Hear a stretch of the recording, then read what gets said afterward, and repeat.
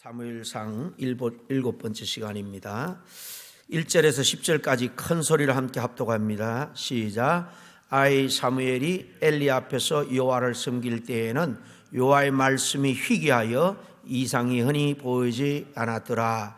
엘리의 눈이 점점 어두워가서 잘 보지 못하는 그때에 그가 자기 처소에 누웠고 하나님의 등불은 아직 꺼지지 아니하였으며 사무엘은 하나님의 궤에 있는 여호와의 안에 누웠더니 여호와께서 사무엘을 부르시는지라.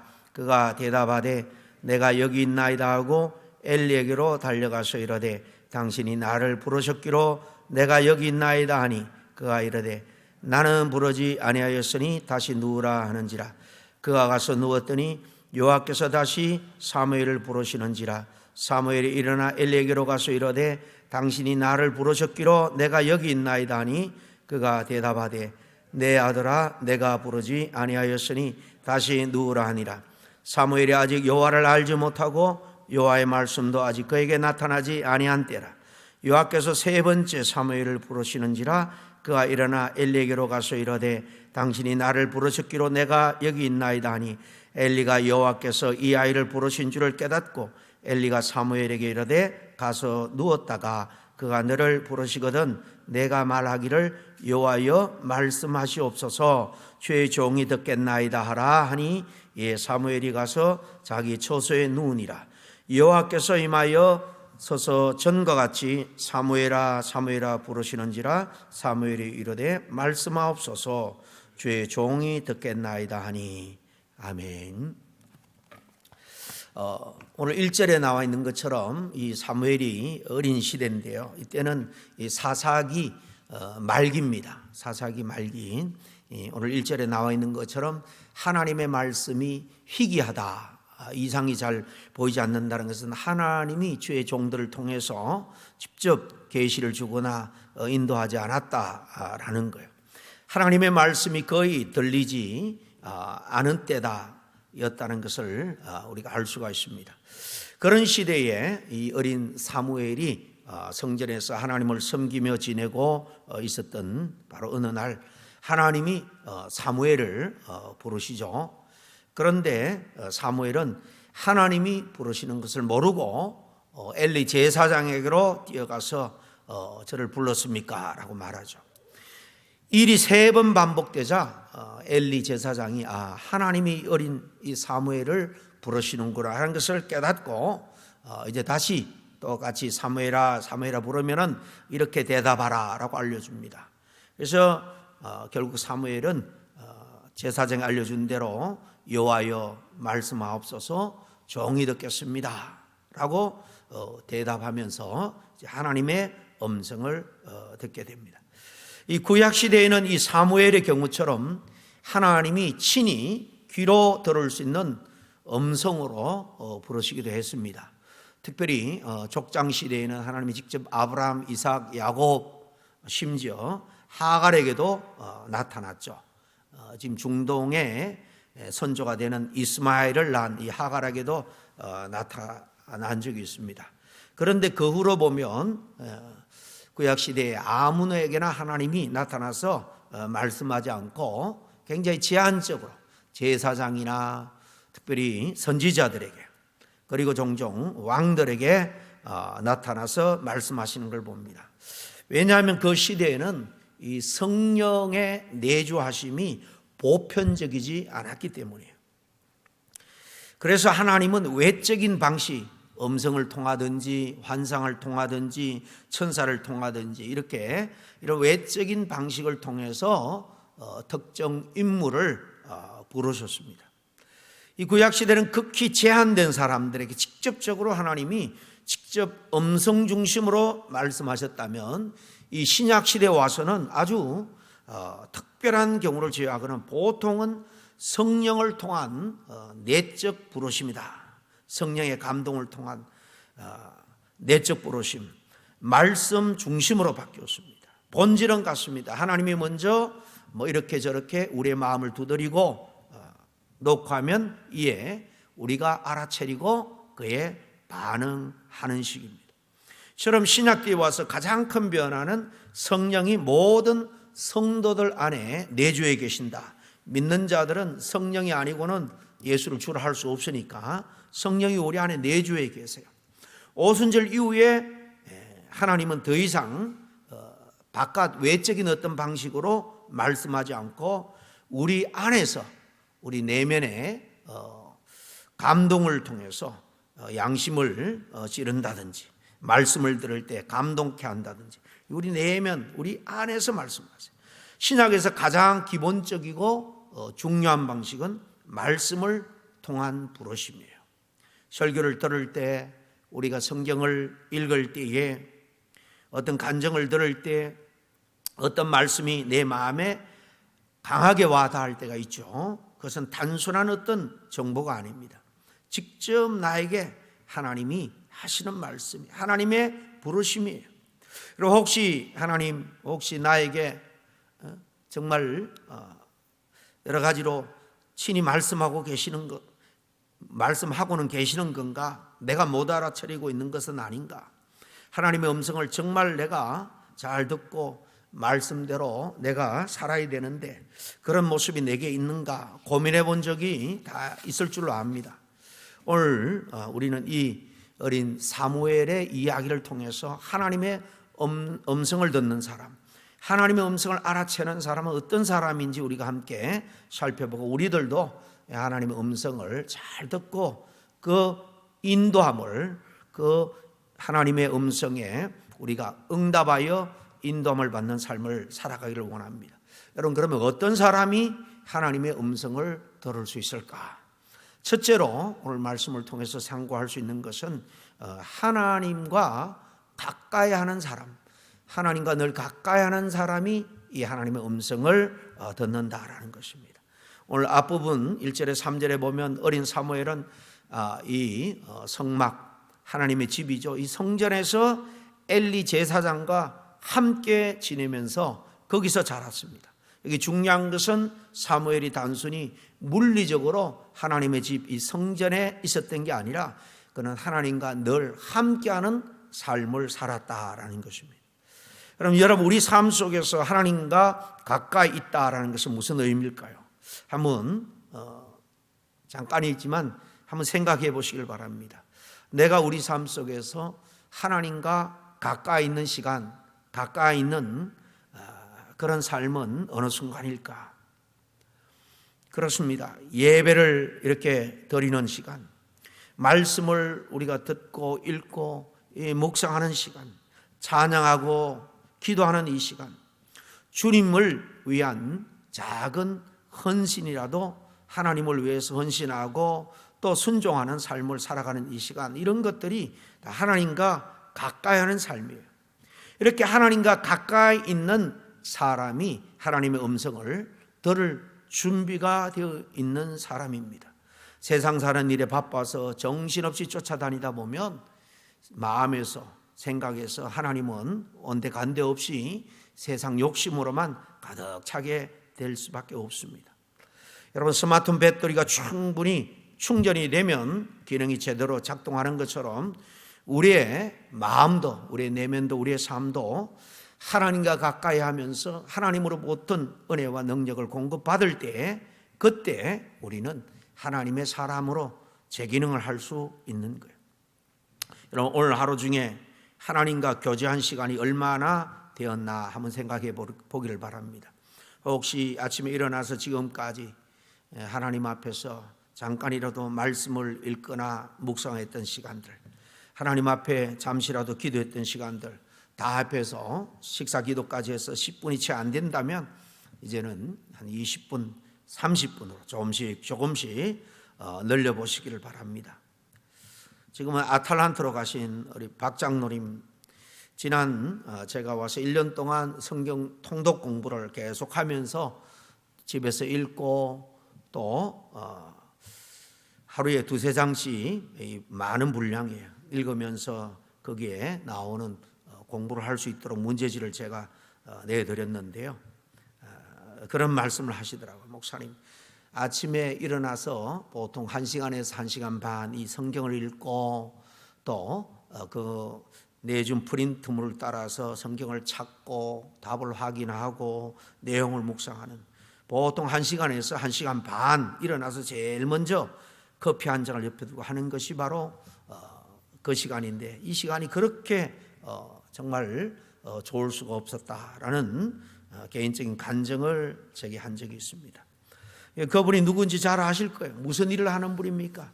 정말 매일같이 집을 수리하고 고치는 육체적으로 고된 일을 하시는 분이에요. 그런데도 아침에 제일 먼저 일찍 일어나서 1시간에서 1시간 반 하나님과 말씀을 가까이 하는 그 시간이 그렇게 기쁘고 즐겁고 행복할 수가 없다, 그런 고백, 바로 그 시간이 바로 하나님과 정말 깊이 가까이 하면서 교제하는 시간인 줄로 믿습니다. 이렇게 마음을 열고 말씀을 읽고 기도하면서 하나님께서 친히 내 중심에 말씀하기를 기다리는 것, 이게 바로 하나님과 가까이 하는 비결인 줄로 믿습니다. 엘리 제사장의 아들들은 우리가 앞에서 본 것처럼 다 엉뚱한 짓 했습니다. 그러나 이 어린 사무엘은 바로 그렇게 하나님을 가까이 하는 그런 삶을 산 거예요. 둘째로, 겸손하고 순종하는 사람에게 하나님이 말씀한다라는 것은 순종할 자세가 되어 있는 사람이죠. 오늘 중간 부분에 쭉 보면 사무엘이 처음에 하나님의 음성을 알아듣지 못하죠. 한밤중에 제사장이 부르는 줄 알고 반복해서 그에게 달려갑니다. 사실 우리도 가끔 기도할 때 답답한 일을 만나면 주님 친히 제게 말씀해 주세요, 길을 가르쳐 주세요 기도하지만 사실 그 마음속에는 온갖 자기의 계획과, 기도는 몇 마디 그래 놓고 자기의 계획과 자기의 욕심으로 가득 차 있게 될 경우가 많아요. 그러면 하나님 말씀을 들을 수가 없는 겁니다. 여러분, 정말 우리의 모습을 한번 되돌아볼 수 있기를 바랍니다. 혹시 나는 늘 하나님께 순종하는 삶을 산다고 말하면서도 마음속으로는 여전히 내 방식대로 살아야지, 그렇게 내 안에서 고집하고 있지 않은지, 그러면 번번이 실패하지 않을 수가 없는 겁니다. 사무엘은 처음에 하나님의 음성을 알아듣지 못했지만 제사장이 알려줄 때 즉시 그런 순종합니다. 겸손하게 순종하죠. 여호와여 말씀하옵소서, 종이 듣겠습니다. 순종하겠다라는 겁니다. 무슨 말이든지 순종하겠다라고 말씀하는 이 사무엘의 말이 중요합니다. 이처럼 하나님의 음성은 이렇게 겸손하게 순종하려는 자세로 응답할 때에 하나님의 말씀을 듣게 되는 거예요.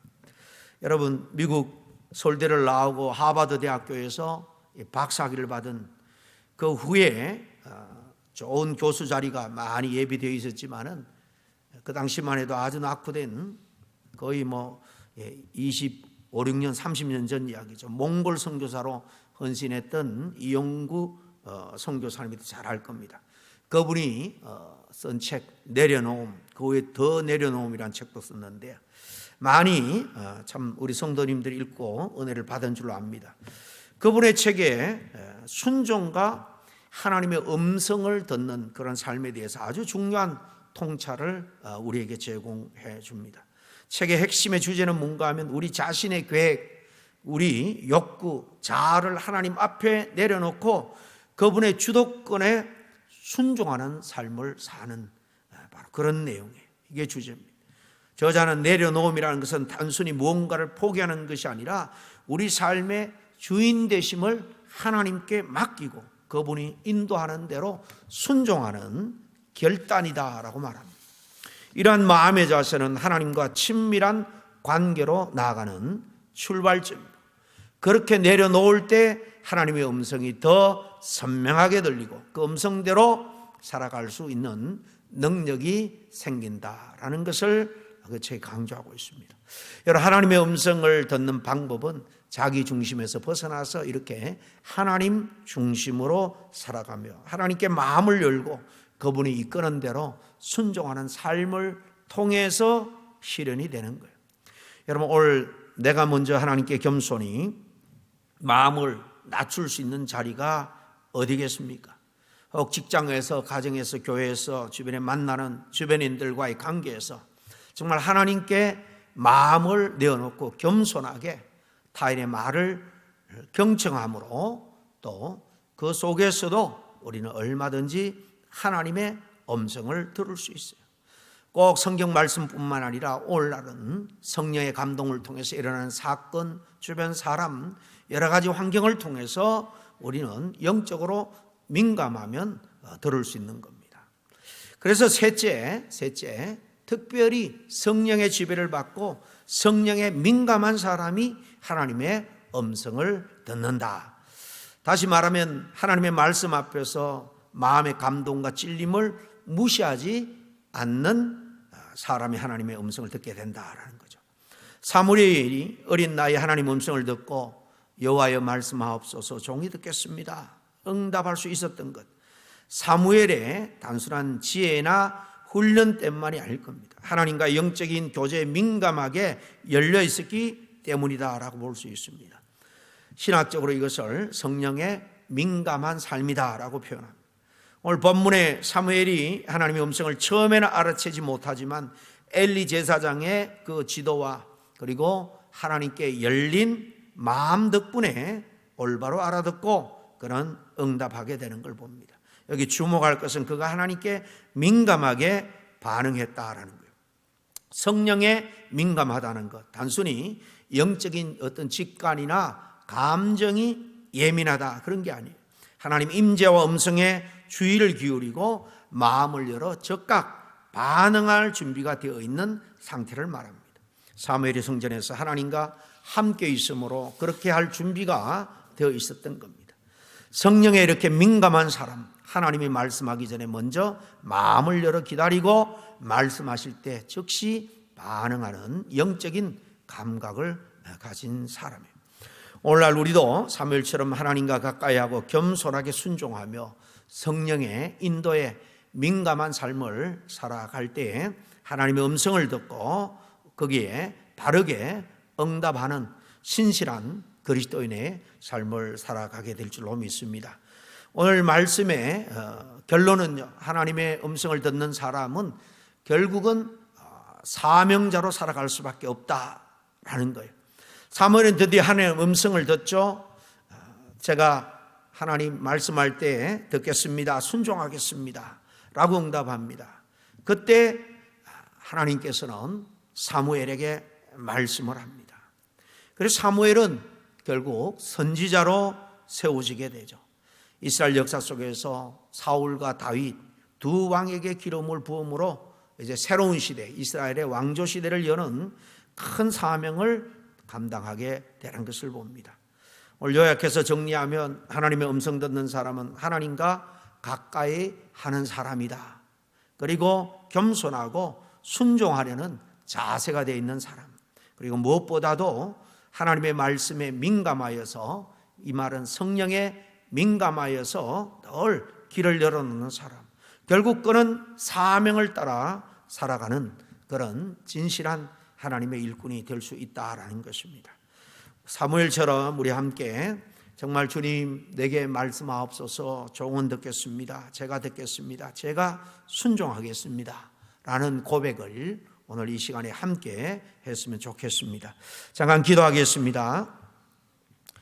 사랑과 은혜가 풍성하신 하나님 아버지, 이 사무엘이 어린 나이도 불구하고 하나님의 음성을 듣고 순종하는 그런 모습을 보면서 저희들도 하나님께서 말씀하실 때 귀를 기울이며 살아가기를 원합니다. 주님, 저희가 너무 바쁘고 세상의 수많은 소리에 마음을 다 빼앗겨서 하나님의 음성을 제대로 듣지 못했던 것을 용서해 주시옵소서. 이제 저희 마음을 낮추고 겸손히 하나님 앞에 나아가게 하여 주시옵소서. 하나님과 가까이 하는 삶을 위해서 무엇보다도 더욱더 시간을 내서 말씀 생활, 기도 생활을 통해서 주님과 늘 친밀한 교제를 나누는 그런 시간을 늘려갈 수 있도록 해 주시옵소서. 무엇보다도 성령에 민감해서 하나님께서 말씀하실 때 온전히 깨닫고 적시로 반응하고 행동으로 옮길 수 있는 삶을 살아갈 수 있도록 도와주시옵기를 간절히 바라고 원하올 때 예수님의 이름으로 기도하옵나이다. 아멘.